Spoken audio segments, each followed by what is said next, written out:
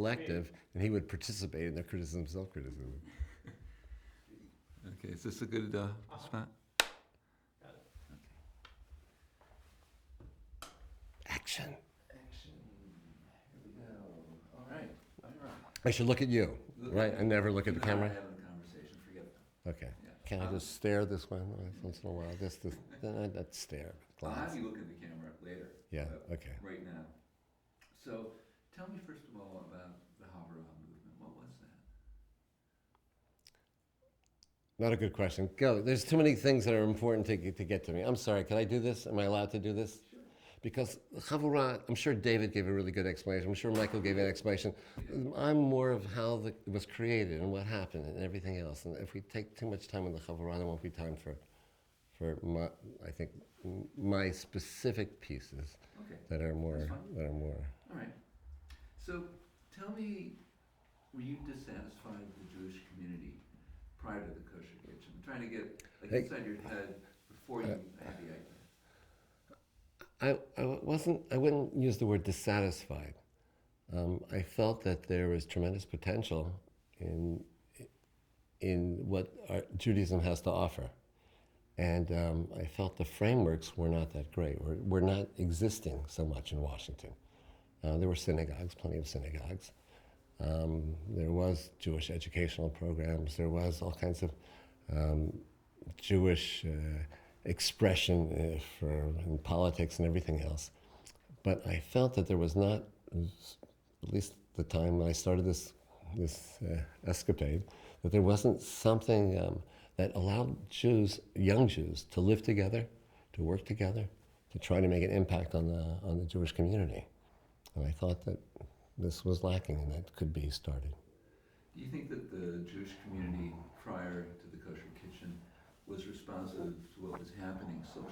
I mean, sort of like, give me an idea of like, what was that time like in terms of counterculture, Vietnam War protests, and where the Jewish community was? Well, when we speak of the Jewish community, we're speaking about a lot of sub-communities. There is a Jewish establishment community, Jewish federations, the Jewish community councils. The community councils are the ones that speak in the name of the Jewish community. And the federation also speaks in the name of the Jewish community. And they have a lot of interests to balance. They have big donors to balance. They have Israeli actions that they have to defend. They have all kinds of things that are not in the backs of the minds, in the fronts of the minds of the Jewish leadership. And they don't want to offend people. And so at the time, the people in the 60s, people my age, were demonstrating all the time. I grew up in Washington, and when I was certainly in college and even before, several times a week I would be downtown in a demonstration. And I felt committed to everything. To stop the war in Vietnam, to help people in Biafra, to help Soviet Jews, to help Israel. I demonstrated civil rights. I demonstrated for so many different things all the time. And I felt, for me, it was part of my identity. And I'm not sure the Jewish Federation knew what to do with people like me, because they didn't want to be attacking the government. They wanted the government to support them on issues that they felt were important to the Jewish community. And but there were people who were very anti-war, even amongst the established leadership.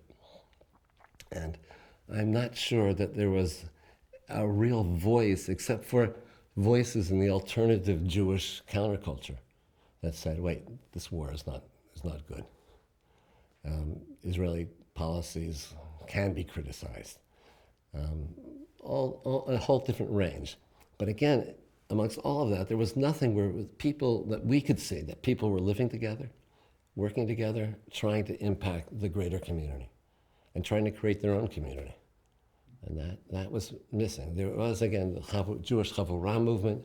There was alternatives about how to express your Judaism, how to celebrate Judaism, how to study together, how to pray together, how to be together, but it was not the same very intense, all-inclusive kinds of framework that we created at the Kosher Kitchen.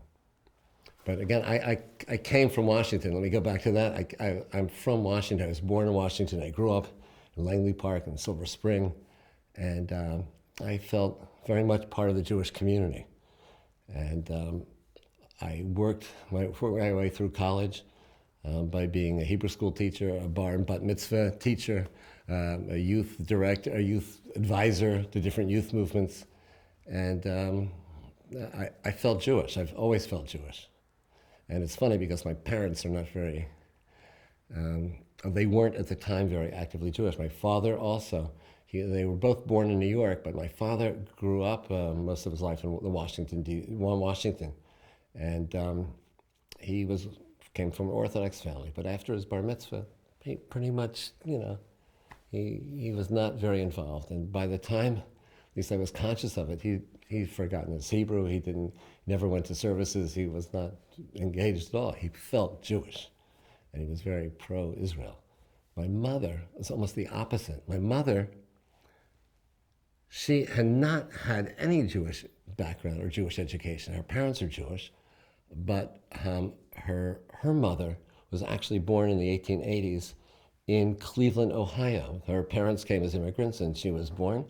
And she grew up speaking, she spoke Yiddish as well, but English was, her native language, no hint of an accent. And they did not celebrate anything. My mother first went to a Pesach Seder when she was 16 years old, the invitation of her sister's friend. And she had never seen anything like that before. And she became much more involved, and she felt more and more Jewish, and she became involved with the Junior Hadassah, and she picketed the British Embassy because of the white paper. And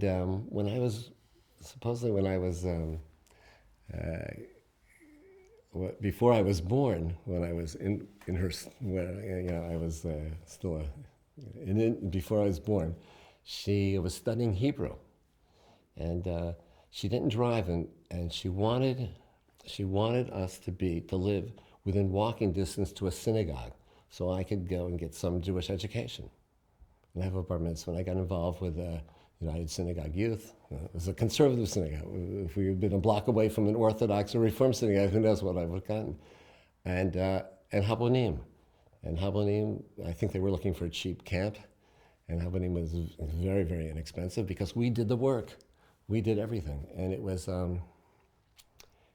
really a special camp. We worked in the kitchens, we worked, digging, we worked building. It was besides all the fun activities that we had, but it was a really imaginative program. People were great and spontaneous and very well planned. They shouldn't say that, spontaneous. You don't need to hear all this stuff. Yeah. Okay. Sorry.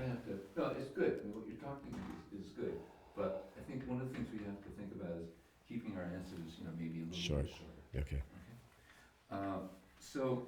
But this is good background. And you could cut it whatever you want. Yeah. Yeah, but I mean, let's talk about, Yeah. Let's move forward here. Okay. So you had an experience at Habonim where you were part of a group working towards something that was common goal. Mm-hmm. So tell me, your experience about how you got the idea for Kosher Kitchen. Okay. And remember, we want to sure. Just succinct, really Okay. good point. After university, I decided that I wanted to see the world. And I decided that I could hitchhike around the world. I loved hitchhiking. I did it all through America. I did it in jobs in America. And I said, I'm going to hitchhike. And I spoke to a couple of friends. I spoke to a girlfriend at the time and another good friend, Bill Dolnick. And they wanted to come with me. I said, okay, great. So the three of us flew to England. We hitchhiked all over Western Europe, the three of us together. Western Europe, Northern Europe. We took a train from Helsinki to, at the time, Leningrad, St. Petersburg today, Moscow, Warsaw. We hitchhiked all over Poland, Czechoslovakia, Austria, Hungary, Romania, Bulgaria, Turkey. And when we were in Romania, we got to the town of Cluj. Cluj is a fairly sizable town, and we quite often sought after the Jewish community. We went to the Jewish community, and they said, okay, great, we'll find a place for you to sleep, and come with us to dinner. And they took us to a kosher, this wasn't a dining hall, it was a kosher, small kosher restaurant. And in the restaurant, there were old people, young people, students, and they made us feel like we were in a community. They hugged us, they shook our hands, they looked, they talked to us, they were excited that we were there. Some of the people took us afterwards to their homes. It was a great feeling. And I put that in the back of my mind. And afterwards, we were in Israel for a while. We went down the Nile, Egypt, Sudan, Ethiopia, all across West Africa. But when I was in Ethiopia, we hitchhiked there as well. So we were on top of these giant trucks. And in the middle of it, I realized what I wanted to do when I grow up, what I wanted to do when I get back to America. And that was to start a restaurant that had the same feeling of community. And I said, this is what I want to do, but I want to do it on values that I feel connected to. And I wanted not-for-profit. I didn't want profit. In the end, we became anti-profit, against the whole idea of profit. But I didn't want to do it for profit. I didn't want to be like a manager and tell other people what to do. I believed in equality. I believed that people should all get the same amount of money for their work, and that we should manage the business together, workers self-management. And I thought that was really important. And I didn't have much money, and I finished traveling, and it took me another year and a half before I got back to America. And I started to organize. I worked for a synagogue as a youth director, and again, in charge of the Bar Bat Mitzvah program. And there, my co-partner was someone who also felt that he wanted to change things. And he was very interested. And someone else on the staff said, I have a sister who would really like this idea, because she's finishing at Penn and she's worked at Camp Ramah and been in charge of the kitchen. I'll arrange that we'll meet. So we met, and she really liked the idea, and she really got excited by it. And she was great, because I really didn't know anything about kitchens. I didn't know, I knew how to work it, I knew how to cut and make scrambled eggs, but I didn't know how to organize and plan and think about menus and what we would serve and how we would do it. And she was great, and she had a good aesthetic sense about how to design the inside. But everything we decided together, and you learn to work with people differently than if it was a hierarchy where a manager tells you what to do. And I think you feel much more committed to the organization, to the business, to whatever it is, when you are an equal and you have ownership as well. We started it. It took us about 6 months before we were able to open the doors, but we started meeting with everyone, and people. It was a little bit hard for people to understand what a not-for-profit restaurant. What is that? You open up a restaurant, but a lot of people in the Jewish community felt that we had been lacking a restaurant, a kosher restaurant, by the time we started, it was 8 years since the last kosher restaurant closed. And here was an opportunity, and these people, even if they're crazy, we should support them. And so we raised a good bit of money, and support from all kinds of different people and different organizations. And I had studied political science in university, but I was really interested in community organization. And Saul Alinsky, who's now a fairly famous community organizer, said you organize around unmet needs of a community. And there was no kosher restaurant in Washington. I said, great, we could do it around kosher food, but we could do it again around values that are important. And we could be, in a sense, a role model for young people. We could challenge some of the people, how they think and how they look at the world, because we thought of ourselves as revolutionaries. Did you think then that when you were starting the Kosher Kitchen that you were doing something that was counter to Jewish ethics, or was it counter to Jewish establishment? Well, it certainly wasn't counter to Jewish ethics. Now, if you would talk about, since my questions aren't in here, so you would say, I don't think the Kosher Kitchen was against Jews, in other words, frame it a little bit, because my question's not here. Okay. Should I ask you? the values of I'm sorry, I was talking. the values of the Kosher Kitchen were not at all in contradiction to the values of Judaism.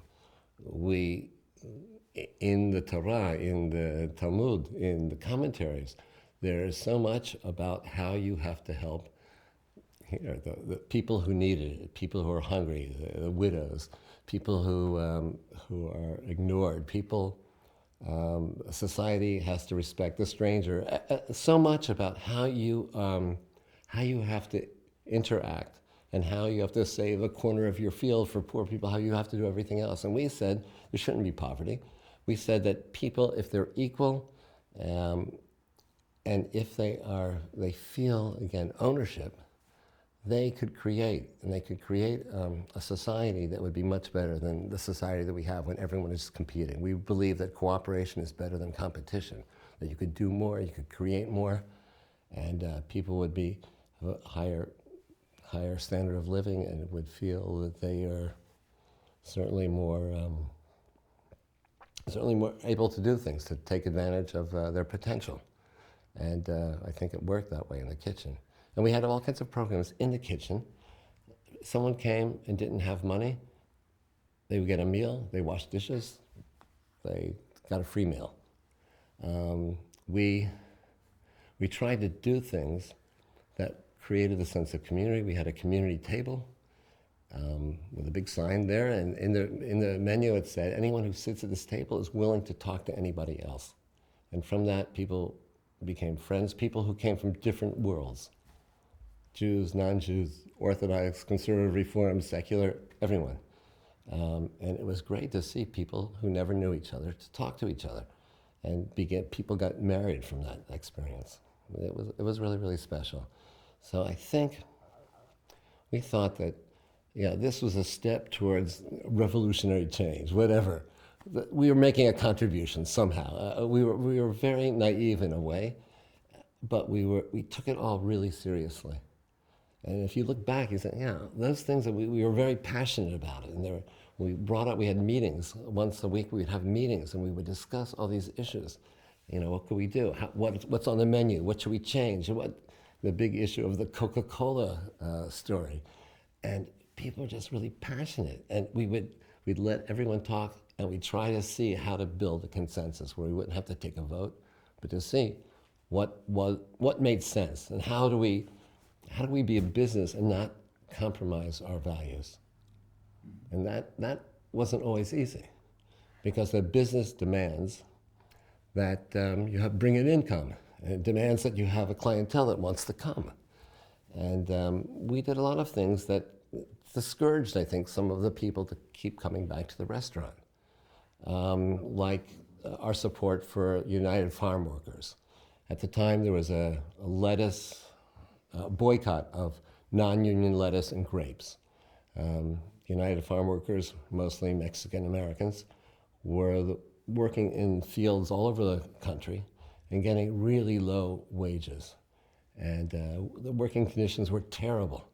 And they were trying to organize. Not every state would recognize their union, and it was a really big struggle. And they called for a boycott. And the rabbis in Washington and in Boston and maybe a few other places said that this is the product of Oshek. Non-union lettuce and grapes is the product of oppressed labor, and that is, again, that's illegal. It's not kosher. You can't eat this.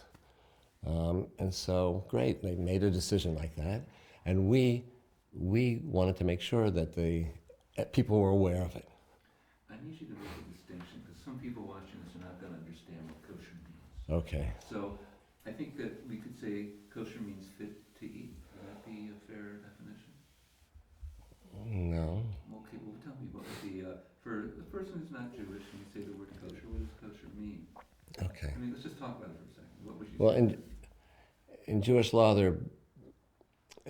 in the Bible, there are commandments, and some of the commandments apply to what you could eat and what you can't eat. What is clean and what is not clean. Not necessarily not clean dirty or whatever, but what you are permitted to eat. Clean are animals with cloven hooves that chew their cud. There's a whole list of things. And there are animals that you can't eat. There are birds you could eat. There's fish you could eat, and fish you can't. Any animal that kills another animal, that's not permitted. And that is a moral, that is, you could say, you are what you eat. And we don't want to become animals that eat other animals, even though that's what we're doing. So even the killing of cows and chickens, the person who does it has to have a knife that's completely sharp, no nicks. Has got to examine it after every time he kills. He has to be able to hear. So he realizes the animals scream. He realizes that what he's doing is causing pain. Okay, but this is You don't want to do that. not really what I'm looking for. Okay. And here's what I'm trying to get at, is that up to this point, kosher has the definitions that you're talking about that are accepted by the whole Jewish community. Yeah. Right? You were saying non-union lettuce and grapes Right. are not kosher, and here's why. And that went against. Some people were uncomfortable. Some of the customers were not comfortable with you taking this. It was a moral stand. And on behalf of the workers. No, I don't know. No one would say that they were uncomfortable with us. They would say, we don't want to relate to it. We don't want to relate to it. We don't want to see a poster. We don't want, blood on those grapes and a bunch of grapes with drops of blood on it, blood dripping down from it. Why do you have that in the restaurant? Why? I came and I want to eat a good meal. I have to see this kind of I don't want to see this kind of thing. People would tell us that. And we felt it was really important. We had fundraisers for the farm workers. We felt that it was not just important, it was our essence, that we were there, not just to be a nice place to eat, but we were there to try to educate the people in the Jewish community to say, and the non-Jewish community to say, this is an issue. This is an issue that if you look in Jewish law, and even today, the rabbis of today have said this kind of thing should not be considered kosher. It's more than clean and unclean. It's a way of interacting with the world. Today, I don't eat meat or chicken at all. I felt I ate enough meat. I had enough cows killed for me in the kosher kitchen. I don't have to eat again anything that has to be killed. Okay, all right, good. It's not what you want, though. No, I know what you want, but I don't know how to explain kashrut in a way. Well, I guess what I'm thinking is that you could say, like, yeah, there's what the Bible tells us about kashrut, right? But if you read the Bible also tells us that we shouldn't exploit people. We shouldn't exploit their labor. People should be paid, and so you took it upon yourself. But the Bible also says this whole concept of oshek is from the Bible. Right. It's not. Exactly. It's not. So what you're saying is that this applies. Right. This I could do applies that. to I could do that in the- 2 sentences. Okay. Okay. In the Bible, there are a lot of laws about what is kosher, what is non-kosher, what animals you could eat, what you can't eat, mixing milk and meat together. This was also part of the Bible that tells us how we relate to labor, how we relate to what's fair and what's not fair, what's equal measurements, what's not, what should be done by a moral person. And the rabbis interpreted that non-union lettuce and grapes fell into the category of exploitation of something that's not fair. And that is, according to Jewish law, it's against the law. And we took it seriously. Great.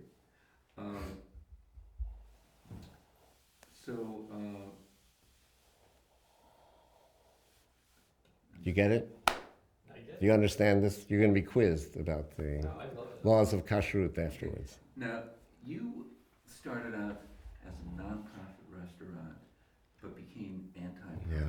Can you? I don't understand Why? How the did that happen? difference. I don't understand the difference between being nonprofit and anti-profit. Okay, non-profit. Okay, we were a non-profit restaurant in the beginning. There are lots of non-profit organizations. No one owns these companies. There's a board, and they make decisions together. Some some nonprofit organizations get paid better, some get paid worse, but no one makes a profit and puts it in their pocket. So that's what we wanted to be originally, nonprofit. Now, my background with business, with restaurants, started when I was 18 years old.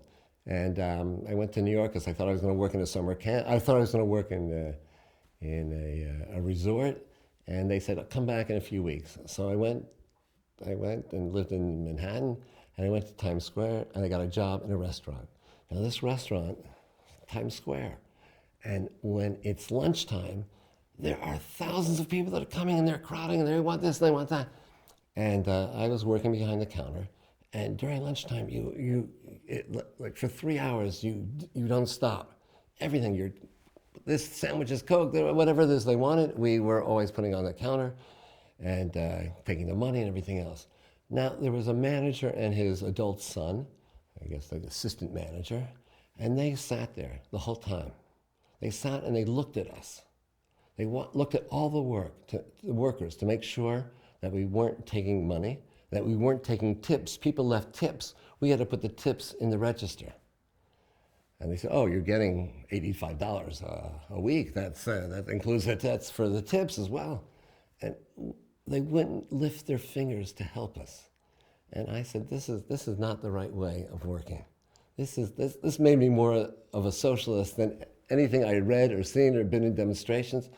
It seemed to me this was so wrong in a society that's based on this, where the manager just sit back and watch you to make sure, and you couldn't eat the food there. They had workers' food downstairs. You couldn't eat, even someone's leftover sandwich. You couldn't eat that. You had to go, and they just like watched us. This is not right. And that made me feel anti-profit. But after the first few weeks, all kinds of things that we felt like we were being taken advantage of. And we said, okay, now we could say we are really against the whole idea of the capitalist system, of people trying to make profits on exploited labor, on being a monopoly, on whatever it is that we felt things, we didn't think things should be free, but we thought that society could work a little bit differently. And the difference between nonprofit and anti-profit is nonprofit, you basically declare, here's where I am, here's what I'm doing. Anti-profit, you're saying we are opposed to something. We are opposed to, basically it was capitalism. And to my mind, it still is. I believe in cooperation over competition. Is there another way of saying anti-profit? Would you say like socialism, or what would you call it? The logical extension of what anti-profit is would be socialism. We chose anti-profit maybe because in America socialism had such a negative connotation that we were afraid to use it. So anti-profit, we're, again, in my mind at least, to say we are for cooperation as opposed to competition. We don't believe it's one against all. We believe if everyone works together, you could accomplish a lot more. So when you started the Kosher Kitchen, the Kosher Kitchen was your idea. So when you started it, you were the boss, right? Well, I wasn't the boss. That's the whole point, is we didn't have bosses. We made decisions together. We did everything together. If you agreed on, I guess, set the framework. I said collective, not-for-profit, community-based, worker self-management, kosher. If you could agree to that, then great, welcome. And a lot of people said, oh yeah, well, I could agree to it. And we used to have almost a trial for new people who started. They had to work 20 hours a week for free. The first 20 hours, they had to volunteer. And then we would sit down with them and we'd talk about them, and then we'd make a decision if they could be part of the collective or not. And we did not accept everyone, because some people did not have the mindset to work collectively. They were used to having a boss tell them what to do. And if a boss didn't say what to do, they wouldn't do anything. And we were looking for people, in Hebrew there's an expression, rosh katan, a small head. We were looking for people who had a rosh gadol, a big head, who could see things for themselves. I have 15 minutes free, and I see this refrigerator is really messed up. I'll make order to it. I'll do things. I'll volunteer. I won't volunteer because I'm part here, but I will do things that make it better for everyone. And not everyone in America could think that way. Not America, people, most people in the world can't think that way because they're so used to a hierarchical system where your boss tells you what to do and you don't do beyond that. So it sounds like for the people that were working at the kitchen, you're looking for people that had initiative, that would just like, I see something that I can fix, I'm gonna fix it. Right, right. But it was, we look for people who had initiative, but not initiative to make themselves be better, make themselves make more money, because we all got the same salary. We look for people who felt the responsibility of the whole production on their own shoulders, that they were doing it with other people, but they couldn't let the other people down. And what we were trying to achieve was certainly a restaurant first of all, but then again, creating community and community for ourselves and having an impact on the larger community. And we wanted people who had some kind of vision, some kind of responsibility, and some kind of initiative. And it's not such an easy thing to find. Was the Kosher Kitchen welcomed by the Jewish establishment? Well, we raised money from synagogues, from individuals, from organizations. The Jewish Week is the Washington Jewish newspaper. They allowed us to put a half-page description of what we're doing and everything else, and they did an editorial for free. And they gave us an editorial that said, this is a great project, these are young people that we should support, here's our first time in 8 years, you should contribute money so we could have a kosher restaurant in the Washington area. Yeah, that was great. And people gave us a lot of verbal support, yeah. But at the time in Washington, there were not that many people who were kosher and who felt the need that this is, essential to the Jewish community. But there were rabbis who came all the time. There were individuals. There were lots of community people who were regular customers. But we were always sort of disappointed that, okay, how come this rabbi doesn't tell his congregation, go to this? No, they didn't do things like that. Yeah. So I guess one of the things I'm wondering about is, any kind of problems that the kitchen had, conflicts that arose that made things more difficult. That helps us tell the story. So in relating to the Jewish establishment, it sounds like they were very helpful at the beginning. Did they stay helpful all the way through? Okay, so one of the most discouraging stories I have to tell is our interaction with the Jewish Federation. We, after 6 months, we had felt that we were really fulfilling a service. And people would call us up about everything. People who were not that active in the Jewish community, they want to know, what time does Shabbat begin? Where do I go for services? I want to be involved with something. Where do I find a library? All kinds of questions, not just new people in the community, but old people who had never even thought about it. And people would call us up all the time. When we were working, preparing meals, we'd be answering sort of, oh yeah, well, you could go to a synagogue near you, or here's where Israeli dancing is held, or whatever. Well, we're supposed to be cooking, and we'd have to stop because we didn't have, you had to hold the phone like this and not be far where the wire could go. So we said, why don't we try to raise money for something like this? And we wrote a proposal for... You want to raise money for something like what? Oh, I'm sorry, you're right. We wanted to raise money for a Jewish information line that people could call up with questions about anything.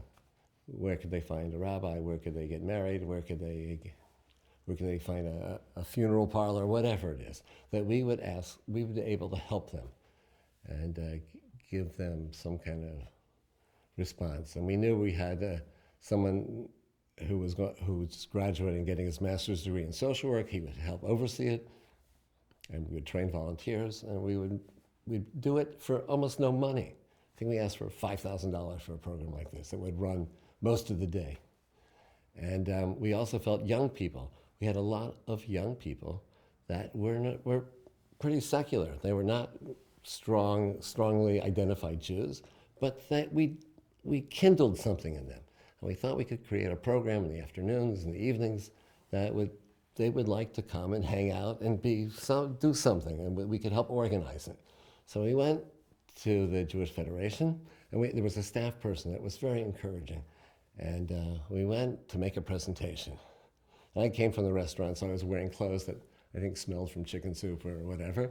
And we went into the room, Rachel and I, and we had worked. We had a formal paper and budgets and everything else and justifications, rationale. And we started talking about exactly what I've said, how we came. We're not asking money to help support the restaurant. We're asking money to do programs that we think would enhance the Jewish community. And in the middle of it, somebody stands up and says, why are we listening to these people? They shouldn't be here. Great, they did this kosher restaurant. We're not going to fund anything like this. And other people added to that. Yeah, this is a waste of our time. They're a restaurant. They're not giving social services. And it was, to my mind, it was the worst. It was the worst feeling, because this is a Jewish community that I'd grown up with, and I felt attached to. And the staff person who had encouraged us and brought us there said, oh, wait a second, these young people, they're our future. We should support them. And they said, look, you're just a staff person. You don't have a say in this at all. And they said, oh, thank you for coming, and goodbye. But someone said, the Jewish Social Services Agency could probably use you to do Meals on Wheels to elderly people who can't cook for themselves, who can't get out of the house. That we could probably offer you. So we followed it up, and they did. And we started working in a part of the area that hadn't gotten Meals on Wheels before. And they were quite happy with us, and we had a whole lot of volunteers to deliver the meals to people's homes. It was really special. What was the Jewish establishment, how did they feel about you having classes or having Shabbat services? Or, I believe they must have been very happy that you were getting these Jews come in that probably would have gone to their place. Well, at the time, no one seemed to have a consciousness of a whole community. There's synagogues who worried about getting people to come to their synagogue, and schools worried about kids to their schools. And no one looked really at the non-affiliated young adults. And we weren't on the agenda. Their agenda did not cover this kind of an issue. And today I'm told, if we went to a Jewish federation and said we are young people and we were willing to work for very, very low wages and create this kind of community center, they'd jump on us. They would love it. But then they didn't have that. They didn't see it as important. They didn't see it as important. And I think we could have made a difference in the lives of a lot of people if they'd give us a little. We weren't asking for a real budget. But we raised about $4,000 to start the Kosher Kitchen. That wasn't a real budget either. We were lucky we found a coffee house that went out of business. We took over the coffee house. We immediately went to the Orthodox establishment. There's a committee that's in charge of kosher food. And they gave us a mashgiach. And we had blow torches. A mashgiach is a supervisor of kashrut, of being kosher. He's there to make sure when the meat comes in that it's kosher meat, that we don't mix milk and meat, which we didn't. We weren't a milk restaurant at all, to make sure that everything was done according to the laws of kosher. So he has to be religious himself, and he has to be trusted by the community. And we were the luckiest people in the world because we got a guy named Mr. Teitelbaum, who was a survivor of World War II from Poland, who did many things in his career, including being a refrigerator repairman. And for us, that was great because we had old equipment and they were always breaking down. He was great just there, but he was much more than that. He was much more than a kosher supervisor. He was like our grandfather. He helped, he gave advice to everyone. He gave advice, he gave encouragement. He told the people who were too serious, loosen up, and the people who were too serious, who were not serious enough to become more serious. He was wonderful. And of course, all the women ran to him to talk about their boyfriends and what should be done and how it should do it. It was like having a grandfather there. And he always wanted to be busy. He would never, all he had to do was sit there and watch. He would never accept that. He wanted to be useful. He would peel apples. He would carrots.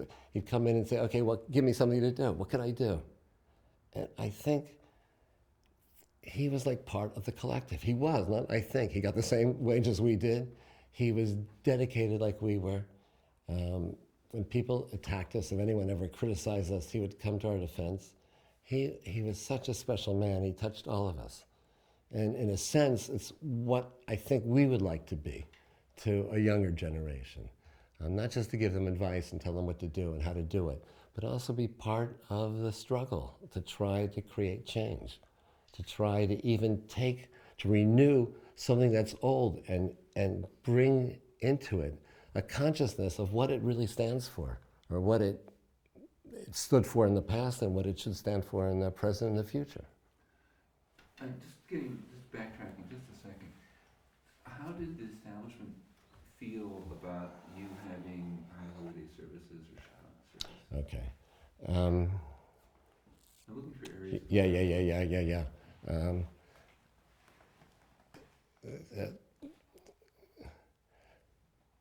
We tried to be more than a restaurant, more than chicken soup. We tried to give, again, a population that we saw, young adults who are not affiliated, a place where they'd feel more comfortable being Jewish. And we thought we were doing great things. We had classes. David Schneer, who's now a rabbi, was a great addition to our collective, because he is a real Jewish leader, a rabbinical leader.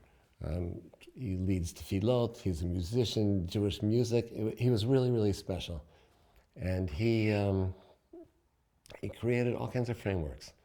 Services for Rosh Hashanah and Yom Kippur, study programs. He was great.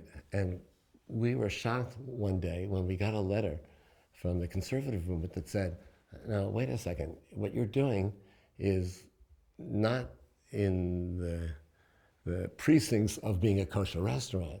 You're trying to do something that really belongs to a synagogue." And we were shocked that they saw us as competition to synagogues. These were people who had never, ever joined a synagogue. It wasn't for people who were already going to synagogues. These are, what were we talking about? 50 people, 100 people? It was not a threat to them, but they saw it as a threat, or as a potential threat. And the letter said, we supported you in the beginning, and they did. They were great. The conservative movement was wonderful. But now we're going to have to tell everyone, and if you continue to do this, we're going to have to tell everyone that we no longer support this restaurant. We just couldn't believe it. So we wrote a reply, a fairly serious reply, that of course we take everything seriously, and we spent days trying to get it the right way of writing what it is that we were for, and debating each sentence. That's how we worked. And what was the upshot? Did you just continue to do what you were doing? We continue, not so much, but we still continue to do it. Yeah, it fell off. I'm not sure it fell off because not that many people came. I don't think it fell off because we felt threatened. But yeah, we were pretty stubborn. Sometimes we did things that were, for us as a business, it wasn't so good. There is a contradiction between being an ideological, anti-profit community restaurant and being a business that has to bring an income. So there was someone named Arthur Waskow. He still is. He's an incredible guy. He is an academician. He is very learned, and he wanted to come to speak to us. And he was part of Breira, which was an organization in America that took a stand about settlements and about Israel's need to find a solution, and to speak with the PLO. And at that time, to speak to the PLO, which Israel does today, but that time it was like, you are a traitor for suggesting that. And he wanted to speak, and we had debates. What are we going to do? Because if we did, I felt at least that a good part of the Jewish community would just boycott us, would never come to our restaurant again. Because we had the PLO come to the restaurant, and we didn't have the PLO, but we had, in their view, someone who represented the PLO. And it was terrible. At first we said no, and then we said yes. And it was the right thing to do. In retrospect, of course it was the right thing to do. But I was very nervous about this decision. And I was worried because I wanted the restaurant to continue. Did having him come there, did that end the restaurant? There are people who didn't go to the restaurant after it. Definitely. Definitely. I can't measure how many. I can't tell. But there are people who stopped coming. You know, one of the things someone said the other day that I never thought of before was that you didn't charge as much as you didn't mark up as much as you could. You intentionally kept the markup low. But didn't that make things much harder for you to run a business by doing that? Definitely. Well, tell me. Okay. Yeah, when we decided how much food how much we'd sell a meal for, we looked at what are how much does the raw ingredients cost, how much is our electricity and water and everything else that we're paying for, and their rent, and how much we needed to give the workers. Now, we already decided to give the workers a pretty low wage, $100 a week. And so when we factored in everything, we wanted to keep the prices of the meals low. To be honest, I wanted a restaurant that I would feel good at and I would feel comfortable at. So a low-priced restaurant that gave you large portions. And if you ate everything, if you ate your appetizer, your soup, your main course, and 2 vegetables, seconds were on the house. We didn't hesitate. Seconds were on the, would you like some more? Restaurants don't do that. We wanted people to leave feeling good and feeling not hungry. And we wanted to make our prices that would be affordable. And again, not just Jews came to the restaurant. Lots of people came to the restaurant who weren't Jewish at all. And we were reviewed by the Washington Post and by many local newspapers and by national Jewish newspapers and magazines. And it was more than just the food. It was the whole experience to see young people dressed up as if they're from Eastern Europe. And the music that we played was like so different from what most Jews, at least, have heard. Anyone, not just Jews. It was a mix of Middle Eastern songs, of Arab songs. Kulthum is an Arab singer that none of these people have ever heard of before. And we played music from many different backgrounds. And we were lucky. We had a band also, and we had their album that we played a lot. And we played music from all over the world. Some connection, not all the music, a lot of Israeli songs, a lot of Jewish songs, a lot of Eastern European Jewish songs. But it was so varied and it was so interesting.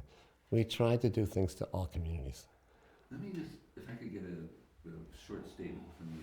It seems like most restaurants, they look at the raw ingredients, they factor in the cost of running the restaurant, and they see, how much can we mark this up and get away with it? Yeah. You were saying, how low can we mark this up and still survive? So could you tell me something like that? Just Yeah. Most restaurants, when they decide what the price is going to be for the food that they present, they look at all their raw ingredients and all their expenses, and they said, how much can we market this up? What kind of profit can we make? We did almost the opposite. We looked at all the prices and said, how low can we make this? How low can we make it? And look, we were willing to work really long hours. It would have been great if we could have hired 5 more people or 10 more people or whatever. We decided no. We are going to make enough to cover our expenses, and we're not going to make a profit. There's not going to be at the end of the year to decide what we should do with the money we made. We were lucky to finish every year with breaking even. And some years we weren't able to. We had to have concerts, we had to cater things outside, we had to do all kinds of extra things because it was difficult to break even. If there was a bad month, we felt it. And one month we didn't even pay ourselves because we couldn't afford it. And some months we lowered it from our big salary of $100 to $90. yeah, it would have been a lot easier if we had money in the bank. Uh, tell me about the space that you were in. I mean, what space did you move into, and what was it like? I mean, if you could describe it to me, like the size of it, how many tables there were. We spent about a month or two looking for a location. And it wasn't very easy because we didn't have a lot of money. We couldn't pay a lot of rent. We had no expectation. We had no idea how much money would be coming in. So we found a coffee shop, the El Dorado Towers in White Oak. And it was in the basement of this 20-story high-towered building. And it was pretty small. It was a business that had gone under. And there were tables there, and there was electric, everything. There's all the things you need for a kitchen. Most of the things were there. And we it had about, at the beginning, it had maybe 5 or 6 tables. Maybe 30 people could be there, maybe 40, I think, on the outside. It was very small, it was very crammed. And as we saw, we got bigger and bigger, especially Sundays. There'd be people waiting in lines to get into the restaurant. We saw there was a room, it was called the recreation room. It was right across the hall. And we asked the building if we could rent that as well, and they agreed. So we more than, I think, 6 or 7-fold expanded our space. And we had it about over 20 tables in the end. And a lot more room. It was no windows, it was still in the basement, but with the paint that we were able to paint it up well, we were able to have more tables, and it felt more, homey is not the right word, but it felt like actually more expansive than we had before. And we didn't have a lot, we had a steam table there. We still cooked in the first one, and we had to roll everything in to the steam table on a trolley, and that's where we were able to feed people. And what do you think, for you personally, what was the best part of living together and working together with this group? Well, I'm not sure I realized it then, but I'm really a collectivist. I really feel much stronger and much better when I'm working with people in a collaborative relationship to try to accomplish a goal. And the whole idea of working with other people who believed in the same, more or less the same things I did, that was incredible. It gave me such strength that I thought we could accomplish everything. And again, I might have been deluded.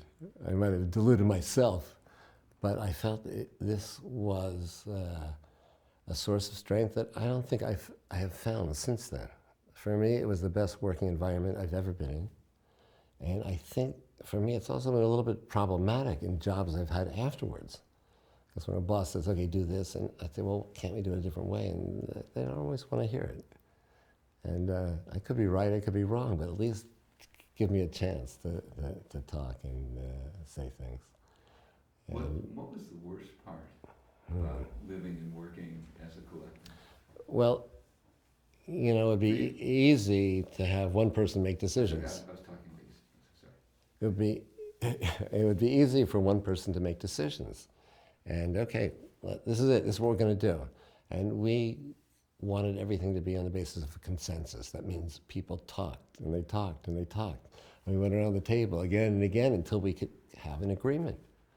So it was not the most efficient way of using our time, but it was a way that people felt they were heard. They had a chance, complete input on every issue, on anything. And I certainly felt better about it. But a lot of people, it was difficult, and it was a little bit difficult for me. Towards the end, I had, actually, in the beginning, I had recruited many of my friends. A lot of the people who were part of the collective were friends of mine through high school, friends